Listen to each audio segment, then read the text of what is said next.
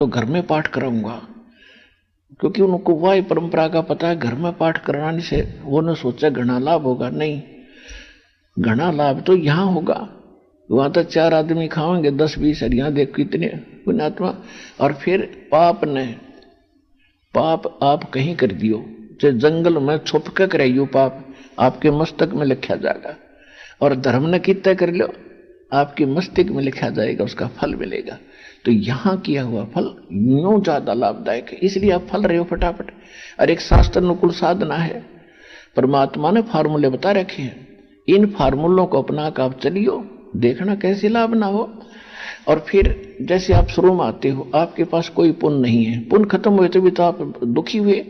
तो पहले परमात्मा की शक्ति सतलोक से आती है, दास के चलता फिरता एक पावर हाउस है भगवान का, और वो फिर आपको आशीर्वाद से चार्ज किया जाता है। फिर आपको विधि बताई जाती है कि अब आप स्वयं अपने पैरों पर खड़े हो, ये साधना करो, कमाई करो, ये तुम्हारा संग्रहित होगा। और जो हम आशीर्वाद देते हैं वो तो आपके कष्ट को हल्का कर देता है और आपको विश्वास बनता है कि हाँ भगवान है।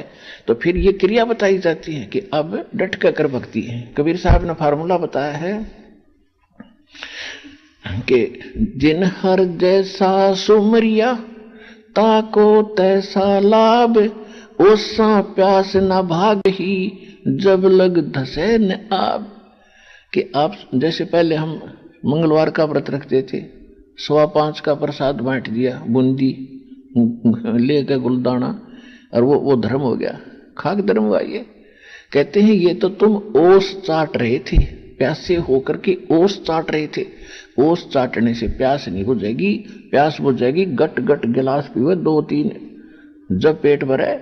तो यहां वो गिलास पियाए जाते हैं आपको गट्टा गट्टे, और पहले आप ओस चाट्या करते थे।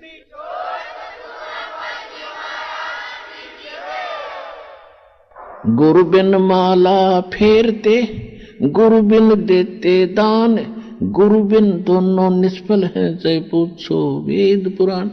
इस पृथ्वी पर कोई गुरु नहीं, इस सतलोकाश्रम बरवाला के अतिरिक्त कोई सत्साधना नहीं। तो जहां भी कोई साधना कर रहा है बोला भक्त, वो अपना जीवन नाश कर रहा है। गीता में लिखा कि कुपात्र को दिया हुआ दान कभी नहीं फलता, सुपात्र को दिया हुआ दान तुरंत लाभ देना शुरू कर देता है। तो ये स्थान है, ये दास है वो सुपात्र, और डट के दान करो। और फिर देखना, कबीर साहब कहते हैं, चेड़ी चोंच भर ले गई, नदी न घट्यो नीर, दान दिए धन घटे नहीं, नो कह रे साहिब कबीर। कि दान देने तो धन नहीं घटेगा। कहते मोक्ष चाहिए तो नाम जप, और धन चाहे कर दान, तो दोनों ही चाहिए ज्ञापन। तो इसलिए हमने यहाँ सारे ही कर्म करने पड़ेंगे। तो यहाँ 500 यज्ञ करवाई जाती हैं आपसे। एक यज्ञ है धर्म की, दूसरी यज्ञ है ध्यान, और तीसरी यज्ञ हवन की, चौथी यज्ञ प्रणाम, और 5वीं ये तत्व ज्ञान रूपी यज्ञ है।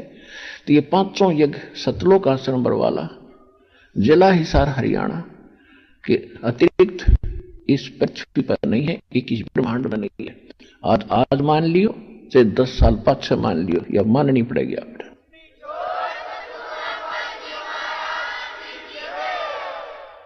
और जितना जल्दी मानोगे उतनी आपकी किस्मत जल्दी खुल जाएगी। तो यहां 5 प्रकार की यज्ञ कराई जाती है। आपने दान कर दिया, आपका नहीं रहा, ये भगवान का हो गया। और परमात्मा का दान किया हुआ, इसका कुछ और प्रारूप बन जाता है, ये ज्यादा लाभदायक होता है। और जो यहाँ आते हैं वो खाना खाने नहीं आते, वो तो भगवान के लिए आते हैं। तो और भगवान के बच्चे भगवान के लिए आए हैं, तो उनको खिलाया हुआ ये दान अन्न बहुत ज्यादा लाभ देता है। ये एक रूल है, दाता ने एक नियम बनाकर छोड़ रखा है। जो इन नियमों को अपनाएगा वो सफल होगा, उसको वो फल मिलेगा ही मिलेगा। तो एक यज्ञ है धर्म की, आप देख रहे हो सदाव्रत, आपने सुना होगा कभी सदाव्रत। आपको सदाव्रत यहाँ सतलोक आश्रम बरवाला जिला हिसार हरियाणा में देखने को मिला। किसी समय कोई भक्त आ जा, रात ना आओ, 2 बजे आओ चाहे सुबह आओ, जाओ भंडारे में, परमात्मा के बच्चे तैयार पाओगे। बैठ भाई। एक भगत कह रहा था जी, पिछले जून के सत्संग में परमात्मा के प्रगट दिवस पर वो हमारे पास मिलने आया था, तो उसने बताया जी हमारा वहां जाके बैठ के थाली थोड़ी लेके पहुंचे ना, इतनी देर ज्यादा लग जाती है क्यों भीड़ घनी हो रही है। वहां बैठने के बाद भोजन आने में देरी नहीं लगती, जैसे परमात्मा ऊपर से तारण लाग रहा अपने भक्ता ने, 1 मिनट में आ जाता सारा, इतनी बड़ी गैदरिंग में।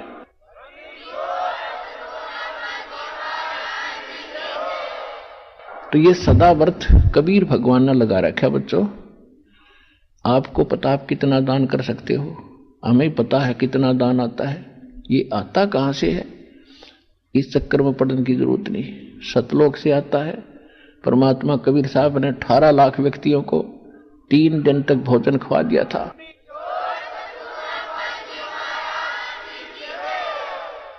18 लाख साधु संतों को 3 दिन 3 रात परमात्मा ने मोहन भोजन, लड्डू, जलेबी, खीर, कचौड़ी, पकौड़ी, कुछ भी खा बेटा।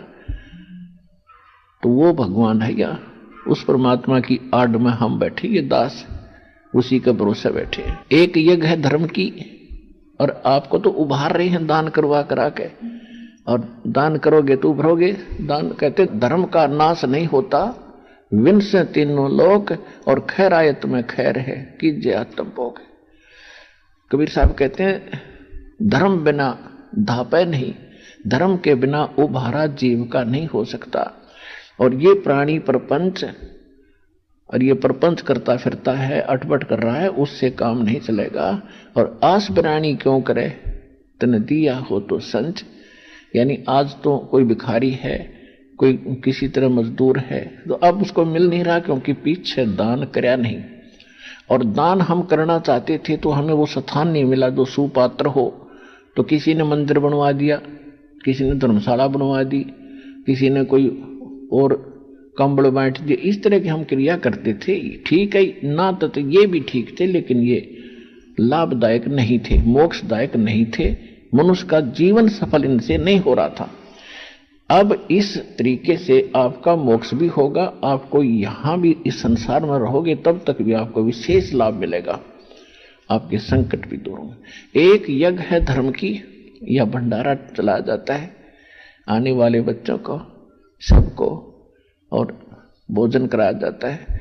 एक यज्ञ है धर्म की, दूसरी यज्ञ है ध्यान, परमात्मा की याद रहती है। यहाँ जब तक आप रहोगे, कोई चर्चा चला रहा है मालिक की, कोई बहन भाई अपना दुख बता रहा है कि मैं इतना दुखी था, मैं ऐसा सुखी हुआ, तो उससे आपको दृढ़ता आती है। यहाँ आपको बुलाने के कई कारण हैं। एक तो ये है कि आपको आशीर्वाद दे करके आपके अंदर वो मालिक की दया फीड करनी पड़ती है ताकि आपको उभारा साथ मिले। उसके साथ फिर आपसे क्रिया कराई जाती है, प्रणाम करते हो, और फिर यहाँ एक दूसरे से चर्चा सुनते हो, तो उससे आपको बहुत शिक्षा मिलती है, दृढ़ता आती है। और फिर आप यहाँ डगमग नहीं हो पाते। कई भक्त तो ऐसे आते हैं, भक्त ने कह दिया चल वहां जाते ठीक होगा, तो कोई तो सही जगह कति खत्म हो लेता है ना कोई प्राणी, और सब जगह से जवाब मिल जाता है, तब हमारा भक्त उसको लेकर चलता है कि चलो वहां जाते ठीक हो जाएगा। तो वो व्यक्ति केवल ठीक होने के लिए ही आया है, उसने ज्ञान नहीं समझा, तो वो यहाँ आ गया, इस कारण से भी आ गया समझ लो। और यहाँ बैठेगा, 1 दिन 2 दिन रुकेगा, सब भक्तों से सुनेगा, ओहो देख मेरा ऐसे तकलीफ थी, ऐसे ठीक हो गया, ऐसे उसको ऐसे थी, वो ऐसे ठीक हो गया। तो वो आया तो था इसलिए कि मैं एक बार झाड़ा लो आया हूँ, ठीक हो गया तो ठीक से ना, फिर नहीं आऊंगा। तो हम वो भी यहाँ अंधेरा हटाते हैं, इसलिए यहाँ आपको बुलाते हैं। नहीं आपको यहाँ बुलाने में, आप तो आते और जाते हो, बड़ा बड़ा भोजन खाते हो, परमात्मा की जो है ना कथा सुनते हो। आपसे आने से पहले यहाँ आपके भाई बहन जो परमात्मा ने पहले दास के साथ भेज रखे हैं, वो आपकी कितनी सेवा करते हैं। 1-2 आदमी आ जाए अचानक घर पे, उनका लेना देना पड़ जाए, आपने कैसे व्यवस्था करो भोजन की। और यहाँ पता नहीं 10,000 आ जाए, 50,000 अचानक आ जाए, और सबका 4 मिला खाना। तो ये आपके भाई बहन आपके लिए कितनी व्यवस्था कर रहे हैं, और कितना आपको सब पता, कहने की जरूरत नहीं कितने व्यक्तियों के अरेंजमेंट करने में कितना परिश्रम करना पड़ता है। ये किस लिए कि आप यहाँ आओ, सत्संग सुनो, बैठोगे। एक काल के कोल्लू में जुड़े तो संगजन हो गए, वहां तो आग लाग रही है, वहां कभी, यहाँ कम से कम 1-2 दिन शांति तो मिलेगी आपने। वहां फिर यहां से जो परिपूर्ण होकर जाओगे भक्ति से, ज्ञान से, 5 यज्ञ के जो आप यो दूध सा पी के जाओगे। अब जैसे आपको पता नहीं भाई गुरुजी कहें 4 बार आना पड़ेगा, चलो गुरुजी का आदेश है तो आवांगे, क्यों शिष्य तो वही होता जो गुरु वचन पर डट गए कट गए। फंद 84 के। अब गुरुजी क्यों बुलाते हैं? हमें क्या शौक है तुम्हें बुलाने का? हमें पता है आप बालक हो, हाँ दास उस माँ के पद पर है। जैसे बच्चा खेल रहा होता गली में, खेलने चला गया, माँ को पता है ये खेल में मस्त है और ये भूखा हो जाएगा और भूखा रहने से इसका स्वास्थ्य बिगड़ जाएगा। उसको बुलाओगी बेटा आजा, बेटी आजा, वो ना आती, वो खेल में मंडली है। फिर उसको जबरदस्ती उठा के लाओगी और फिर उसको दूध पियाओगी, अपने सतन का पियाओगी या जैसा भी वो जिस योग्य हो चुका है उसने पिला के दूध। वो पीते पीते भी ने सोचा माँ ही छोड़ दे, मैं बाहर खेलूं भाग के, उसको पिला के गिलास दूध फिर छोड़ देते के लिए तू खेला। तो पुण्यात्माओं यहाँ आपको बुलाकर ये सत भक्ति और ज्ञान और सत आशीर्वाद के दूध पिला के फिर छोड़ देते हैं, ले खेल आओ थोड़े दिन और तुम, और फिर आ जाना। तो कई भक्त तो यहाँ आए हुए भी ये चिंता करते हैं वहां पता नहीं क्या हो रहा होगा, बस सत्संग खत्म और मैं जल्दी चलूंगा। ठीक है, सत्संग सुन जाइए, दूध पी जाए, फिर आ जाइए।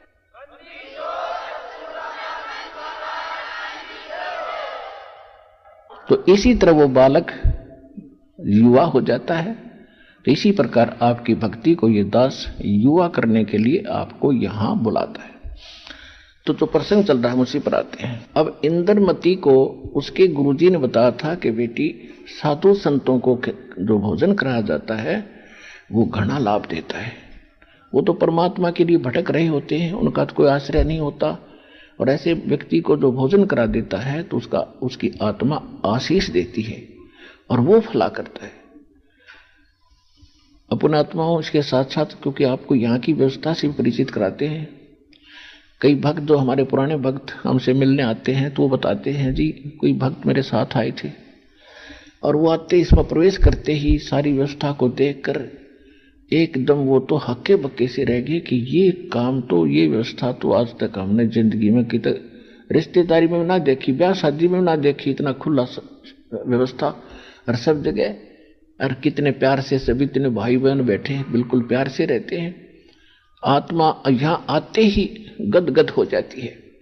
तो ये साधु संत हो आप पिछले जन्म जन्मांतर के, लेकिन आपका कर्म बिगड़ने जा रहा था, यदि ये मार्ग ठीक ना मिलता तो अपना जीवन नाश करके फिर 84 लाख योनियों में चले जाते।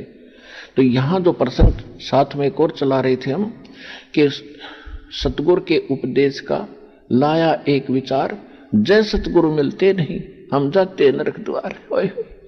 ये सतगुरु ना मिलते, ऐसे संत ना मिलते तो नरक में जाते, और नरक द्वार में दूत सब फिर करते खेचाताण।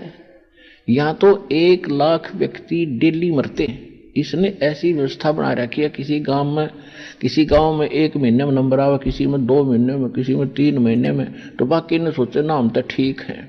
उसने इतना बड़ी व्यवस्था कर रखी, 1 लाख व्यक्ति निकाल ले जाता है, और 1 लाख ही चलेंगे, देखो कितनी भीड़ हो जाती है।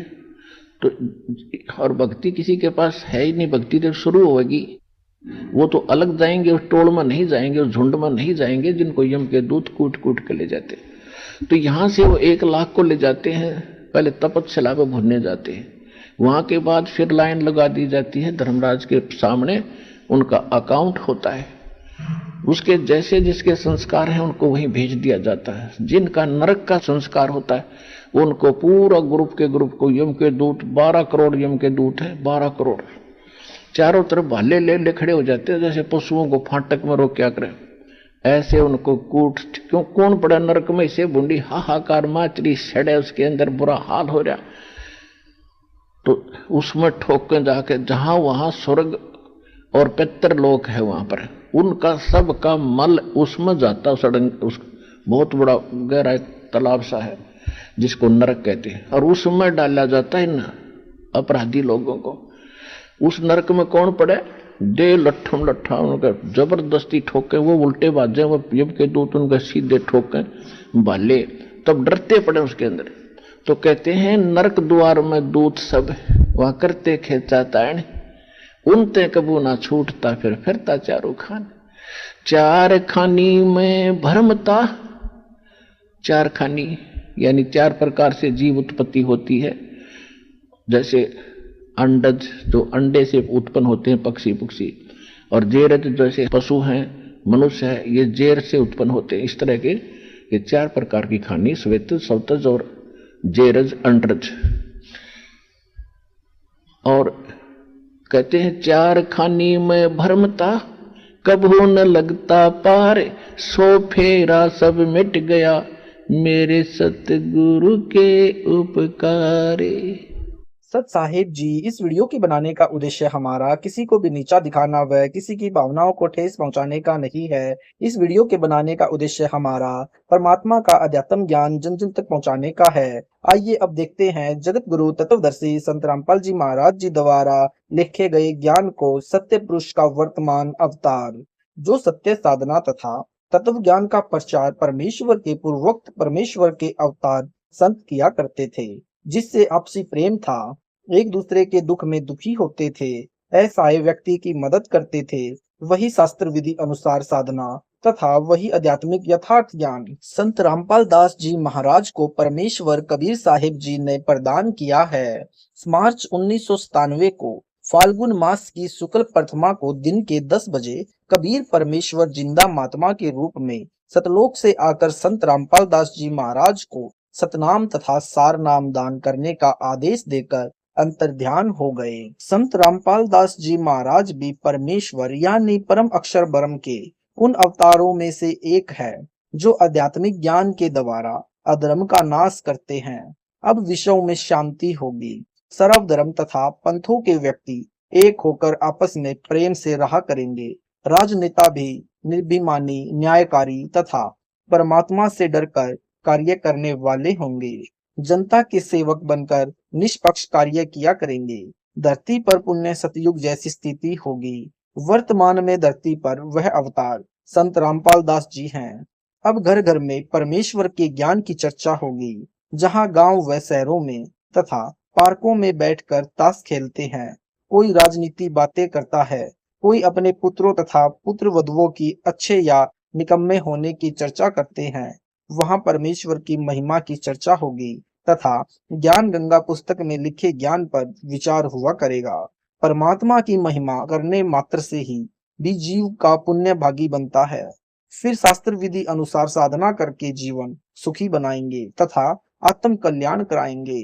धरती पर कलयुग में सतयुग जैसा समय आएगा। संत रामपाल दास जी महाराज ही वर्तमान में वास्तव में धरती पर अवतार हैं। अधिक जानकारी के लिए कृपा पढ़ें धरती पर अवतार यानी संपूर्ण। भाई बाले वाली जन्म साखी में प्रमाण।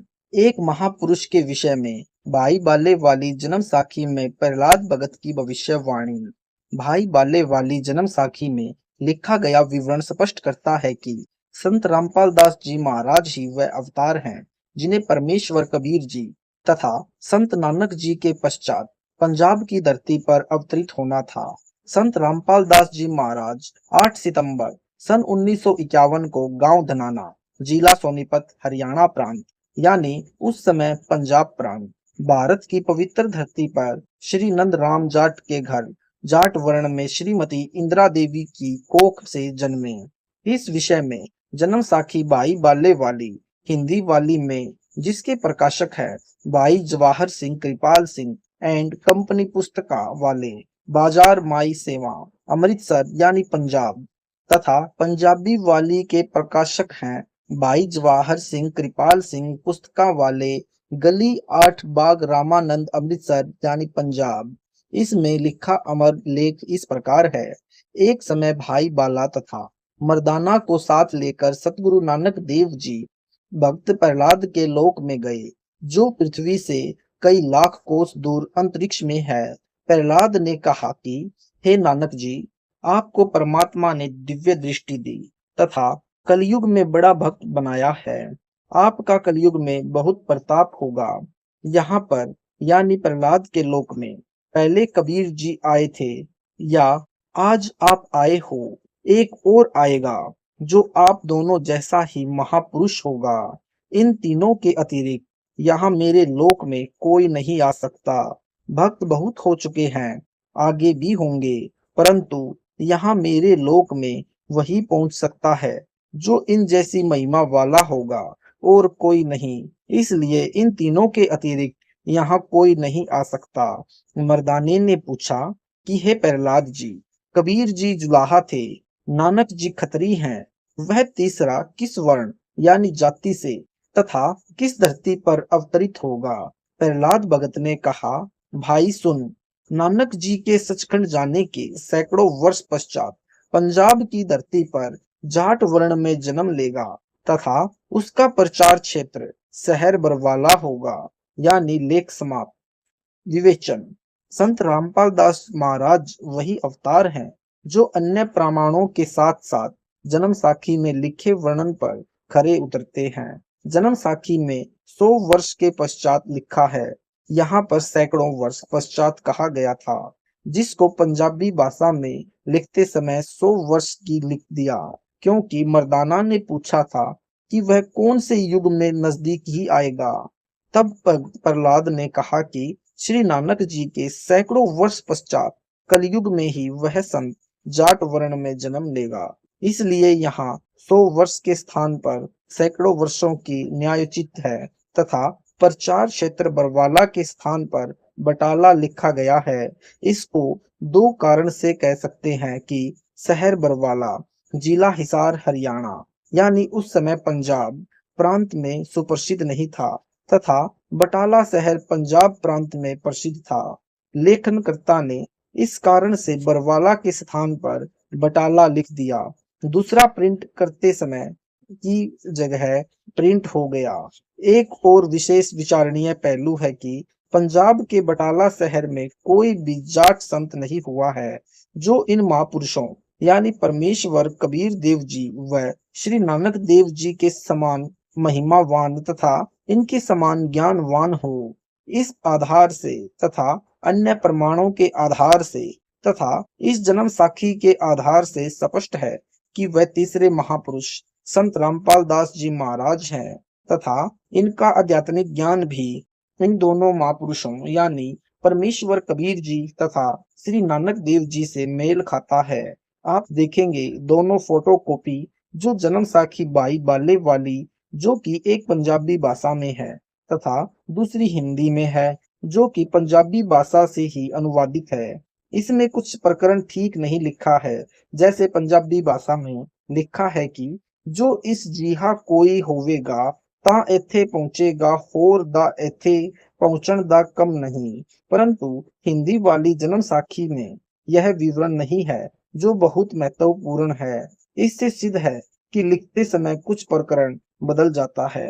फिर भी ढेर सारे प्रमाण जो इस पुस्तक में अन्य महापुरुषों के द्वारा संत रामपाल दास जी के विषय में कह रहे हैं वे भी इसी को प्रमाणित करते हैं। विशेष यदि कोई यह कहे कि जन्म साखी में लिखी व्याख्या संत गरीबदास जी गांव छुड़ानी वाले के लिए है, क्योंकि वे भी जाट जाति से थे तथा छुड़ानी गांव भी पहले पंजाब प्रांत के अंतर्गत आता था, यह भी उचित नहीं लगती, क्योंकि संत गरीबदास जी ने अपनी अमृत वाणी असुर निकंदन रमैणी में कहा है कि सतगुरु दिल्ली मंडल आयसी सूती धरनी तुम जगाएसी।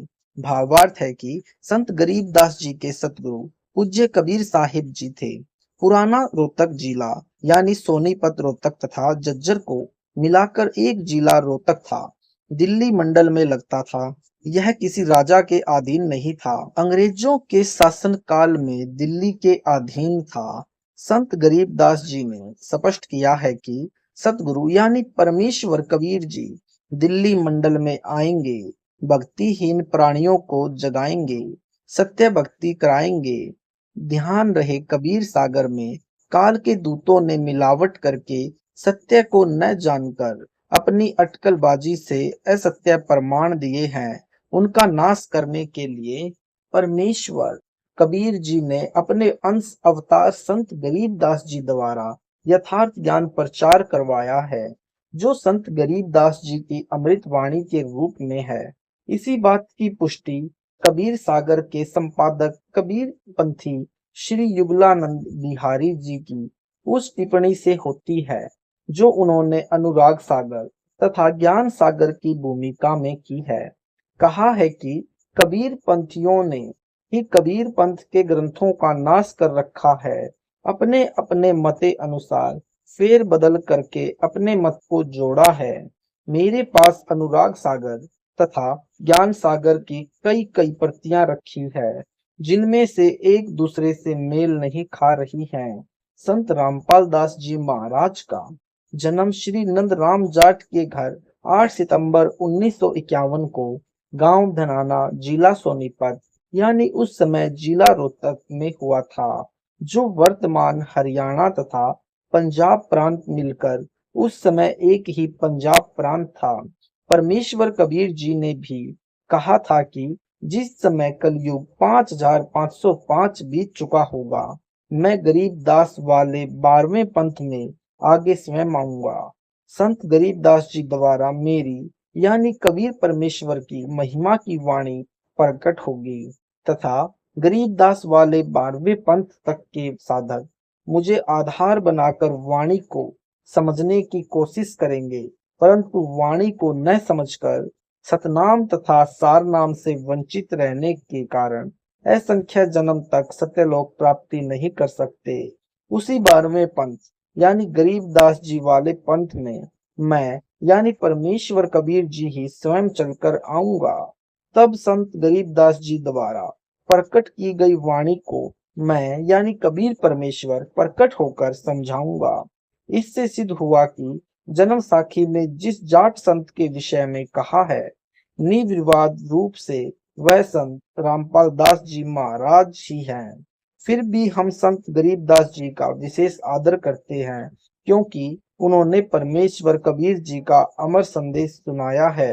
यदि कोई भ्रम उत्पन्न करे कि 10 गुरु साहिबानों में से भी किसी की ओर संकेत है, हो सकता है इसके लिए स्मरण रहे कि 10 सिख गुरु साहिबानों में से कोई भी जाट वर्ण से नहीं थे। दूसरे सिख गुरु श्री अंगद देव जी खत्री थे। तीसरे गुरु जी श्री अमरदास जी भी खत्री थे। चौथे गुरु जी श्री रामदास जी भी खत्री थे तथा पांचवें गुरु जी श्री अर्जुन देव जी से लेकर 12वें तथा अंतिम श्री गुरु गोविंद सिंह जी तक श्री गुरु रामदास जी की संतान अर्थात खत्री थे। फिर भी हम सभी सिख गुरु साहिबानों का विशेष आदर करते हैं। संत रामपाल दास जी महाराज कहते हैं, जीव हमारी जाति है, मानव धर्म हमारा, हिंदू मुस्लिम सिख ईसाई धर्म नहीं कोई न्यारा। परमेश्वर कबीर जी ने कहा है कि जाति न पूछो संत की, पूछ लीजिए ज्ञान, मोल करो तलवार का, पड़ी रहने दो मयान। कृपया प्रमाण के लिए देखें फोटोकॉपी जन्म साखी पंजाबी गुरुमुखी यानी पंजाबी भाषा में वाली तथा हिंदी वाली दोनों में। आप जी सहज में समझ सकते हो कि वास्तविकता क्या है। जन्म साखियों के प्रकाशक हैं भाई जवाहर सिंह कृपाल सिंह, अमृतसर पंजाब। कृपया देखें फोटोकॉपी जन्म साखी भाई बाले वाली पंजाबी भाषा वाली के पृष्ठ नंबर 272 की। भक्ति मर्यादा।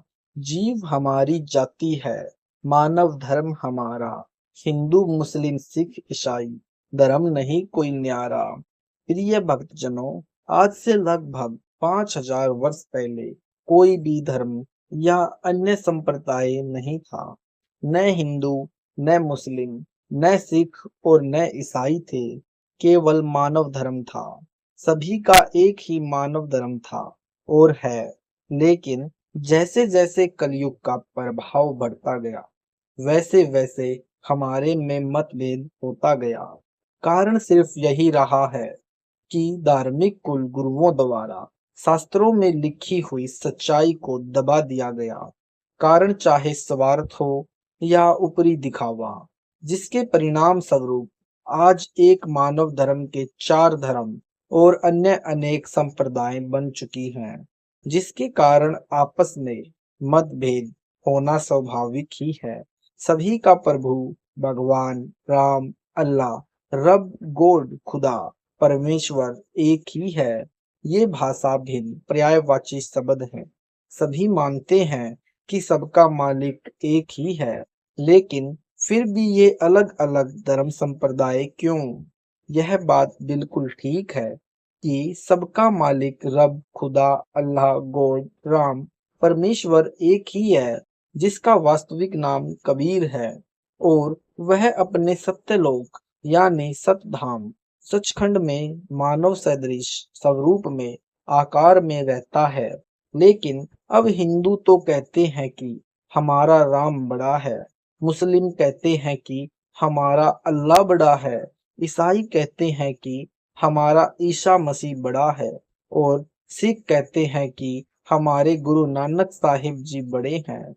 ऐसे कहते हैं जैसे चार नादान बच्चे कहते हैं कि यह मेरा पापा, दूसरा कहेगा यह मेरा पापा है और तीसरा नहीं है, तीसरा कहेगा यह तो मेरा पिताजी है जो सबसे बड़ा है और फिर चौथा कहेगा कि अरे नहीं नादानो, यह मेरा डैडी है, तुम्हारा नहीं है, जबकि उन चारों का पिता वही एक ही है। इन्हीं नादान बच्चों की तरह आज हमारा मानव समाज लड़ रहा है।